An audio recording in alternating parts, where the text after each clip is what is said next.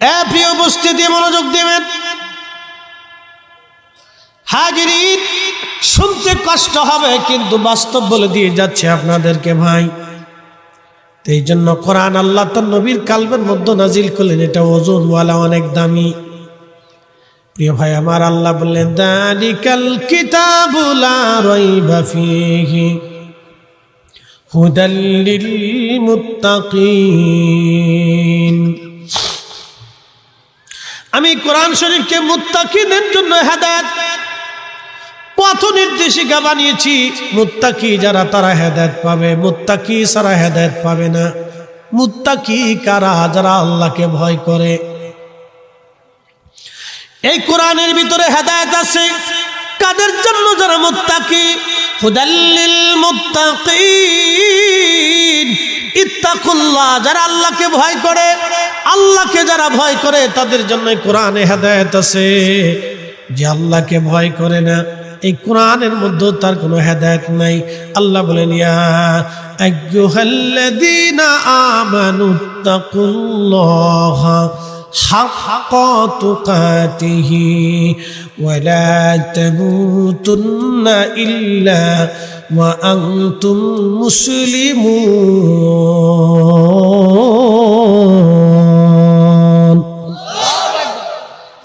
আমার রব বললেন, হে ঈমানদার, আমি আল্লাহকে ভয় করো। হে ঈমানদার, আমি আল্লাহকে ভয় করো। ও ঈমানদার, আমি আল্লাহকে ভয় করো। আমি আল্লাহকে ভয় করো। আমি আল্লাহকে তোমরা ভয় করো। হাক্কা তুকাতিহি, ভয় করার মতো তুমি ভয় করো। ওয়ালা তামুতুন্না ইল্লা ওয়া আনতুম মুসলিমুন। তোমরা মুসলমান না হয়ে মইরো না। তোমরা মুসলমান হয়ে তারপরে কবরে আসো। মুসলমান না হয়ে তোমরা মারা যায় না। মুসলমান হয়ে তোমরা কবরে আসো। আল্লাহকে কিভাবে ভয় করতে হবে? সাহাবীরা ছিলেন আমাদের পথ নির্দেশিকা, বাস্তব রূপরেখা, প্র্যাকটিক্যাল শিক্ষা ছিল আমাদের নবীর। সাহাবীরা আল্লাহকে কেমনে ভয় করতেন। আব্দুল্লাহ ইবনে হুযাইফা রাদিয়াল্লাহু আনহু, তিনাকে রোমান সৈন্যরা ধরে নিয়ে গেল। রোম দেশে নিয়ে যাওয়ার পরে রোমান সম্রাট জানতে পারল একজন রসুলের সাহাবী যুদ্ধের ভিতরে অ্যারেস্ট হয়েছে। তো রোমান সম্রাট চিন্তা করলো, শুনছি সাহাবীরা বলে ভিন্ন রকম, তাদের আমল আখলাক ভিন্ন রকম, তাদের চরিত্র ভিন্ন রকম, তাদের চাওয়া পাওয়া ভিন্ন রকম, কথাবার্তা ভিন্ন রকম, চাল চলন ভিন্ন রকম, সমস্ত মানব জাতি থেকে তারা ভিন্ন। তাদের উৎকৃষ্ট আচরণ, সুন্দর আদর্শ, তাদের আদর্শ বলে তার রসুলের আদর্শের মতো। তাহলে এই সাহাবী আমার দেখার দরকার, তাকে একটু পরীক্ষা নিরীক্ষা করার দরকার, কেমন সাহাবী। আব্দুল্লাহ ইবনে হুযাইফাকে আলাদা করা হলো, বাকি চারজনকে আলাদা করা হলো। হযরত আব্দুল্লাহ ইবনে হুযাইফার সামনে বাকি চারজনকে জবাই করা হলো, শহীদ করে ফেলা হলো রোমান সম্রাটের সামনে। আব্দুল্লাহ ইবনে হুযাইফাকে রোমান সম্রাট বলল, এ হুযাইফা ইবনে হুযাইফা, তোমাকে আমি ছেড়ে দিব, বলো তুমি আমাদের খ্রিস্টান ধর্ম গ্রহণ করবা। আব্দুল্লাহ ইবনে হুযাইফা জবাব দিলেন, বাদশাহ, আমি রসুলের সাহাবী, জমিনে এসেছিলাম কালেমা প্রতিষ্ঠিত করার জন্য। শহীদ হলে শহীদ, বাঁচলে গাজী। তুমি আমাকে মেরে ফেলে দাও আর বাঁচায় রাখো, জিন্দেগি জীবন চলে যাবে। আমি রসুলের কাছ থেকে যে সত্য গ্রহণ করেছি, কখনো আমার ঈমান যাবে না। একবার জোরে বলা যাবে কি আল্লাহু আকবার? বলতেছে, হে আব্দুল্লাহ ইবনে হুযাইফা, আমার একটা মাত্র কন্যা সন্তান। তুমি জানো আমি বিরাট পৃথিবীর এক সাম্রাজ্যের অধিপতি। কত রাজা বাদশাহ আমার অধীনে, কত আমির উমরা আমার অধীনে, কোটি কোটি মানুষ আমার অধীনে। আমি বিরাট এই সাম্রাজ্যের অধিপতি। আমার একটা মাত্র সন্তান, আদরের কন্যা, তোমার সাথে বিয়ে দিব। তুমি রাজি হয়ে যাও, তুমি খ্রিস্টান হয়ে যাবে। হযরত আব্দুল্লাহ ইবনে হুযাইফা ডাক দিয়ে বলেন, সম্রাট, তুমি যতই পৃথিবীর যাই কিছু দাও না কেন, যে সত্য গ্রহণ করেছে আমি রসুলের সাহাবী, জীবন চলে যাবে, সব চলে যাবে। আমি মিথ্যার কাছে মাথা নত করতে শিখি নাই। বলে আব্দুল্লাহ ইবনে হুযাইফা, তাহলে একটা কাজ করো, আমি এই সম্রাটের সম্রাট, আমি এই সাম্রাজ্যের সম্রাট, তুমি আমার মেয়েটাকে বিয়ে করো। বিয়ে করার সাথে সাথে আমি তোমাকে আমার সম্রাটের আসন থেকে নেমে তোমাকে সম্রাট বানিয়ে দেব। আল্লাহ নবী সাহাবী ডাক দিলেন, রোম সম্রাট সারা পৃথিবী দিয়ে দিলেও আমি কালেমা ছাড়ব না। সারা পৃথিবী যদি দিয়ে দাও তো আমি কালেমা ছাড়ব না। আমার জীবন যদি কেড়ে নাও তাও ছাড়ব না। আমার জীবনের চাইতে দামি কিছু নাই। আমার জীবনটাও যদি নিয়ে যাও তাও আমি কালেমা ছাড়ব না। তখন সম্রাট বলল, তাহলে তাকে হত্যা করো। এইভাবে হত্যা করো, তাহলে আগুনের মধ্যে পুড়িয়ে তেলের কড়ার মধ্যে ছেড়ে দিয়ে তাকে হত্যা করো। রোম সম্রাট চলে গেল। আব্দুল্লাহ ইবনে হুযাইফা চোখের পানি ছেড়ে ছেড়ে কাঁদতেছে। সৈন্যরা দৌড়ায় যে বলল, বাদশা লোকটা কেঁদে ফেলেছে, মনে হয় ভয় পেয়ে গেছে।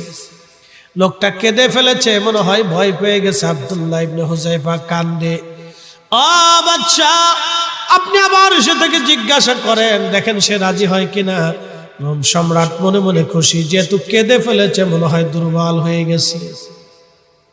যেহেতু কেঁদেই দিয়েছে মনে হয় দুর্বল হয়ে গেছে। হযরত আব্দুল্লাহ ইবনে হুযাইফার কাছে রোম সম্রাট এসে বলল, এ আব্দুল্লাহ, তোমাকে তো বললাম আমি বাদশাহী দিয়ে দেব, তো তুমি খ্রিস্টান হও, আমার মেয়েটাকে বিয়ে করো, তোমাকে রোম সম্রাট বানিয়ে দিব। হযরত আব্দুল্লাহ ইবনে হুযাইফা বলতেছে, বাদশা তুমি মনে করছো আমি ভয়ে কাঁদতেছি, দুর্বলতার জন্য কাঁদি? এ বাদশা, আমি ভয়ে কাঁদি না, দুর্বলতার জন্য কাঁদি না, মৃত্যুর ভয়ে আমি কাঁদি না। বলে কারণ কি? বলে আমি কাঁদতেছি একটা মাত্র আফসোস নিয়ে। বলে কি আফসোস? আল্লাহ কেন আমার 1000 জীবন দিল না? আল্লাহ যদি আমার 1000 জীবন দিত আমি আবার শহীদ হতাম, আবার জীবন নষ্ট, আবার শহীদ হতাম, আবার জীবন আসতো, আবার শহীদ হতাম, আবার জীবন আসতো, আবার আমি শহীদ হতাম, আবার জীবন আসতো, আবার শহীদ হতাম, আবার জীবন আসতো, আবার শহীদ হতাম। এইভাবে 1000 জীবন যদি আল্লাহ দিত, 1000 জীবনটা আমি আল্লাহ রাস্তায় শহীদ হতাম, বারবার শহীদ হতাম, বারবার জীবন আসতো, বারে বারে আল্লাহর পথে শহীদ হতাম। আমি আফসোসে কাঁদি, কেন আল্লাহ একটা বার আমার জীবন দিল? হয় না, আরো জোরে বলেন, আরো জোরে বলেন। তারা সাহাবী, জোরে বলেন কি? জোরে বলেন, আরো জোরে বলেন। তারা সাহাবী, একসাথে বলেন, তারা কি? তারা কি? তারা কি?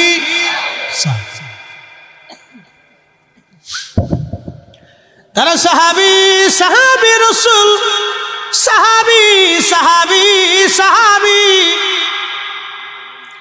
আল্লাহ রাসূল বলেন, আল্লাহ আল্লাহ ফি আসহাবি, আল্লাহ আল্লাহ ফি আসহাবি, আল্লাহ আল্লাহ ফি আসহাবি। আমার উম্মত আল্লাহকে ভয় করো, আমার সাহাবীদের ব্যাপারে আল্লাহকে ভয় করো, আমার সাহাবীদের ব্যাপারে আল্লাহকে ভয় করো, আমার সাহাবীদের ব্যাপারে আল্লাহকে ভয় করো। লা তাত্তাখিযুহুম গারাদাম মিন বাদি, আমার ইন্তেকালের পরে আমার সাহাবীদের কোনো ত্রুটি বিচ্যুতি বের করে তাদেরকে মন্দ বলবে না, গালি দিবে না, কষ্ট দিবে না। মান আহাব্বাহুম ফাবিহুব্বি আহাব্বাহুম ওমান আবগাদানি ফাবিবুগদি আবগাদাহুম।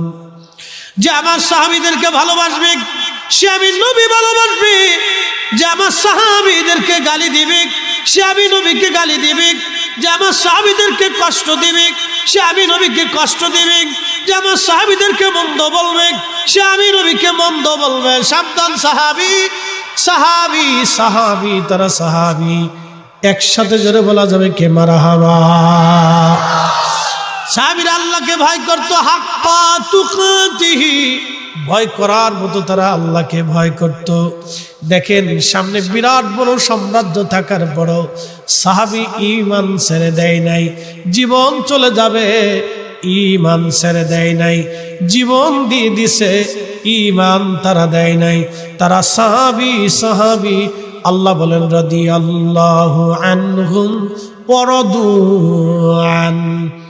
আমি আল্লাহ আমার সাহাবীদের উপরে খুশি, আমার নবীর সাহাবীরাও আমি আল্লাহর উপরে খুশি। কেন খুশি আমি আল্লাহ তাদের উপরে? যালিকা লিমান খাশিয়া রাব্বা, তারা আমি আল্লাহকে ভয় করত, আল্লাহকে ভয় করত, আল্লাহকে ভয় করত, আল্লাহকে ভয় করত।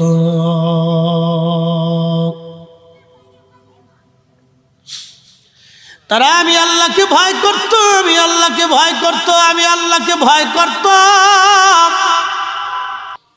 পাকিস্তানের লেখক, ভারতের এক লেখক, সে বই লেখলো রঙ্গিলা রসুল। কি সর্বনাশ! এই বইয়ের ভিতরে সে আল্লাহ রসুলের সামনে মারাত্মক মারাত্মক কথা লেখল, মারাত্মক শব্দ চয়ন করে। এই মারাত্মক শব্দ চয়নে সারা ভারতবর্ষ ফুঁসে উঠল।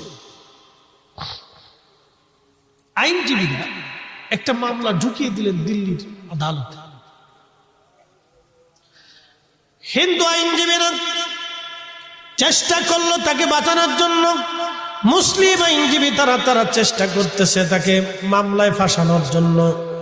দুই আইনজীবীদের মধ্যে লড়াই চলতেছে, কোর্টের পর কোর্ট, আদালতের পর আদালত চলতেছে। সারা ভারতবর্ষে হিন্দু মুসলমান জায়গায় জায়গায় দাঙ্গা শুরু হয়ে গেল। পাকিস্তানের একজন ছোট্ট কাঠমিস্ত্রি, ব্রিটিশ পিরিয়ড তখন বলতেছি, পাকিস্তানের এক ছোট্ট কাঠমিস্ত্রির হেল্পার, আমাদের ফরিদপুরের ভাষায় বলে জোগাইলে বা জোগালি, ইংরেজিতে বলে হেল্পার, খুব সহযোগী বলে একজন কাঠমিস্ত্রি সহযোগী। ব্রিটিশ আমলে কয় পয়সা বেতন পাইতো হিসাব করেন। ইলমুদ্দিন একজন যুবক, দাড়ি নাই, ছোট্ট ছোট্ট মোস্তার, লেখাপড়া নাই কোন রকম, মক্তবে আলিফ বাতাসা পড়েছে, পহেলে কিতাব পড়েছে, এই সামান্যই তার লেখাপড়া। নামটা লিখলেও লিখতে পারতো ভাঙ্গা ভাঙ্গা হাতে, কোন রকম লেখাপড়া নাই। ইলমুদ্দিনের খুব অভাবের সংসারে সে কাঠ মিস্ত্রির জোগাইলা ছিল। ইলমুদ্দিন হযরত ইলমুদ্দিন রাহিমাহুল্লাহ চিন্তা করলেন, আহা আমার রসুলের অপমান এত বড় হলো। আহা, কাজী নজরুল লিখলেন, রসুলের অপমানে কাঁদে না তোর মন, মুসলিম নয় তুই মুনাফিক, রসুলের দুশমন। ঠিক কিনা? ইলমুদ্দিন ছোট্ট একটা ছুরি কিনল, দুধ হারালো বিশিষ্ট ছুরিটা কিনে কোমরের মধ্যে নিয়ে রওনা হয়ে গেল। সুদূর পাকিস্তানের লাহোর থেকে দিল্লি আসলো। দিল্লি আসার পরে দিল্লির আদালত চত্বরে ঢুকে জিজ্ঞেস করলো, ভিতরে কি সেই লেখক আছে? বলে হ্যাঁ আছে। ইলমুদ্দিন সেই লেখককে শনাক্ত করে সেই লেখকের পাশে দাঁড়াইলো হিন্দু লেখক। আমার নবীর শানে মারাত্মক ন্যাস্টিক শব্দ ব্যবহার করেছে, যেটা আমি ভাষায় প্রকাশ করতে পারবো না, এটা ভাষায় আনাটা সম্ভব না। ইলমুদ্দিন চিন্তা করলো, হয় আমি বাঁচবো, না হয় সে বাঁচবে। আমার রসুলের পক্ষ থেকে প্রতিশোধ আমি নিব। কার কলিজায় এশকে রসুল আছে আমাদের জানা নাই, কথা কন না কেন? হাজার হাজার কিতাব পড়লে এশকে রসুল হয় না, অনেক বড় ডিগ্রি অর্জন করলে এশকে রসুল হয় না, অনেক জানলেওয়ালা হলে এশকে রসুল হয় না, অনেক বড় ভার্সিটিতে পড়লেও এশকে রসুল হয় না। একজন সাধারণ দিনমজুরের কলিজায় এশকে রসুল আসতে পারে। হযরত ইলমুদ্দিন চিন্তা করলেন না, আস্তে করে লেখকের পাশে যেয়ে দাঁড়াইলেন। দেরি করলেন না, তিনি ছোট্ট ছুরিখানা বের করে লেখকের পেটের মধ্যে চালিয়ে দিয়ে এক টানে পুরা পেটটা ফেলে দিয়ে নাড়িয়ে বলে বের করে ছেড়ে দিলেন। লেখক ওই কোর্টের ভিতরেই ছটফট করতে করতে জাহান্নামের কুকুর জাহান্নামের মধ্যে চলে গেল। আদালত ভিন্ন দিকে প্রবাহিত হলো। এত সময় মুসলিম আইনজীবীরা চেষ্টা করতেছিল তাকে জেলে ঢুকানোর জন্য, কিন্তু ইলমুদ্দিন জেল টেল বুঝে নাই, একবারে জাগা মতো জেলে পাঠাই দিছে, যে জেল থেকে আর কোনোদিন সে খালাস পাবে না। ঠিক কিনা? এমন এক জেলে পাঠিয়ে দিছে যে জেল থেকে আর কোনোদিন সে খালাস পাবে না। ইন্নাল্লাযীনা কাফারু আহলিল কিতাবি ওয়াল মুশরিকিনা ফি নারি জাহান্নাম খালিদিনা ফিহা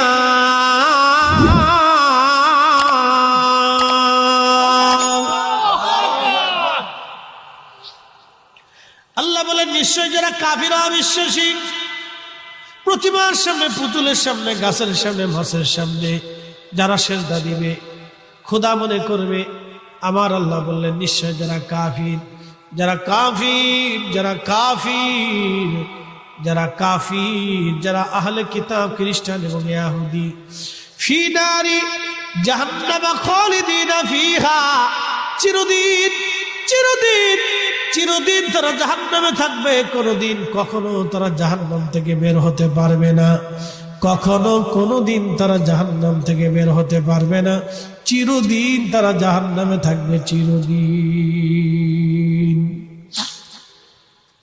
ইলমুদ্দিন তারা চিরদিন এর কারাগারে পাঠিয়ে দিল শেষ আদালত ভিন্ন দিকে পুলিশ ইলমুদ্দিনকে ধরে নিয়ে গেল কোনো চিন্তা নেই পেরেশান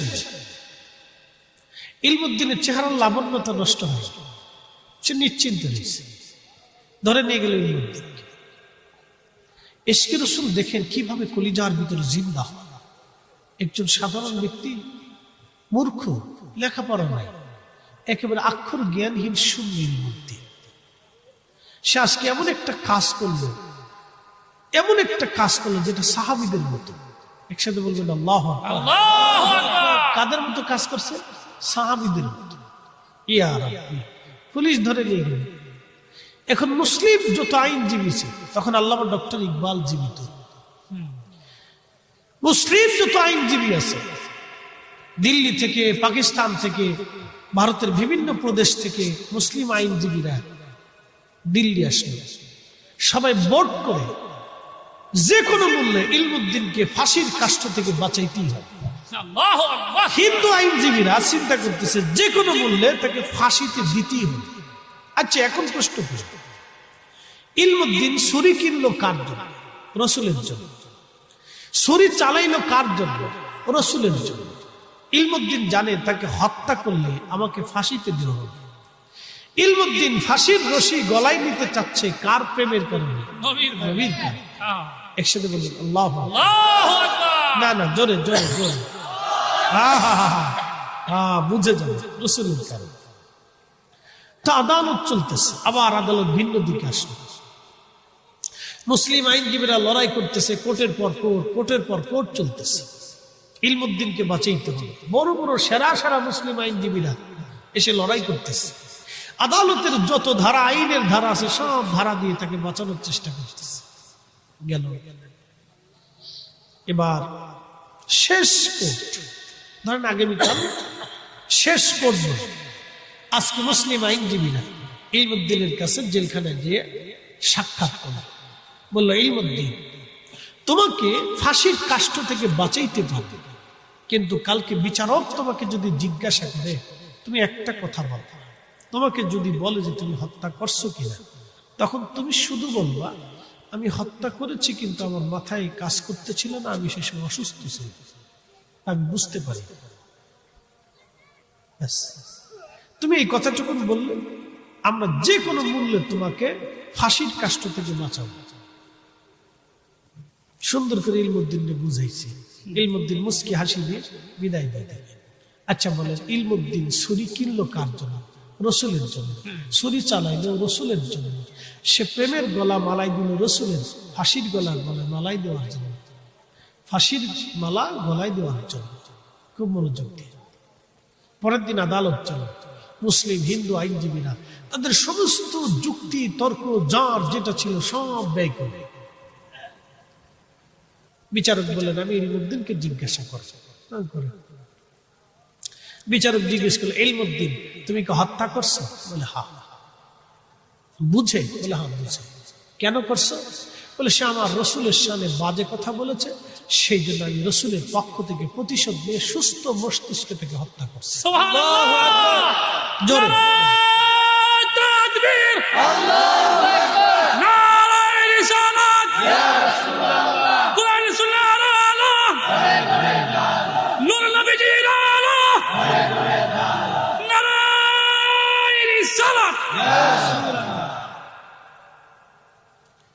ব্রিটিশ আদালত সেই দিন ইলমুদ্দিনের ফাঁসির কাষ্টে ঝুলিয়ে মৃত্যুদণ্ড কার্যকর করার জন্য রায় দিয়ে দিলেন। বাহিরে হাজার হাজার লক্ষ লক্ষ মুসলমান আন্দোলন শুরু করলো, আমরা এই রায় মানি না, ইলমুদ্দিন মরতে পারে না। হাজার হাজার মুসলমান আন্দোলন, আইনজীবীরা হাত ছেড়ে দিল। ইলমুদ্দিনকে বুঝাইলাম কি, ইলমুদ্দিন বলল কি, কিন্তু মুসলিম আইনজীবীরা জানে না ইলমুদ্দিনের সাথে কার প্রেম হয়েছে। কথা কন না কেন? এটা আইনজীবীরা জানে না। ফাঁসির কাষ্টে নিয়ে যাবে, বিচারকরা বলল, আইনজীবীরা বলল, ইলমুদ্দিন তোমাকে বললাম কি, আর তুমি বললাটা কি? ইলমুদ্দিন জবাব দিল, আইনজীবীরা আমি কি করে মিথ্যা বলবো বলো? আমার রাসূল আমার মাঝে স্বপ্নে এসেছিলেন, স্বপ্নে এসে আমার সাথে সাক্ষাৎ করে প্রিয় নবীজি আমাকে জান্নাতের সুসংবাদ দিয়ে নবীজি বলে গেলেন, ইলমুদ্দিন তুমি চলে আসো, তোমার সাথে আমি একসাথে জান্নাতে খাবার খাবো। চিৎকার মেরে বলেন না ইয়া রাসূলুল্লাহ। রাসূল আসে না নাই? জনে বলেন আসেনি? আসে রাসূল। আপনি দেখেন না, আমি দেখিনি, এটা চোখের দোষ, বদনসিব। আল্লাহর নবী ইলমুদ্দিনকে কবুল করে নিয়ে গেলেন। 40 বছর তাহাজ্জুদ নামাজ পড়ে জানা হয়, কি কথা কন না কেন? 40 বছর হজ করে জানা হয়, 40 বছর ইবাদত করে জানা হয়। ইলমুদ্দিন আমার রাসূলের মহব্বতে এক ছুরি চালাইয়া তার চাইতে বেশি পরিমাণে নিয়ে চলে গেল। আল্লাহর নবী তাকে বেহেশতের সুসংবাদ দিয়ে নিয়ে চলে গেল। ইলমুদ্দিন হাসতে হাসতে ফাঁসির গলা মালায় দিয়েছিল। ইলমুদ্দিনকে যখন ফাঁসির গলা মালায় দেয় তখন ইলমুদ্দিন হাসে। বিচারক জিজ্ঞেস করলে, ইলমুদ্দিন তুমি হাসো কেন, ভয় পাও না? বলে, হাসবো না তো কাঁদবো নাকি? কিছু সময় পরে আমার মাসুকের সাথে জান্নাতে দেখা হবে। আল্লাহু আকবার। না না, জোরে জোরে জোরে বলেন আল্লাহু আকবার।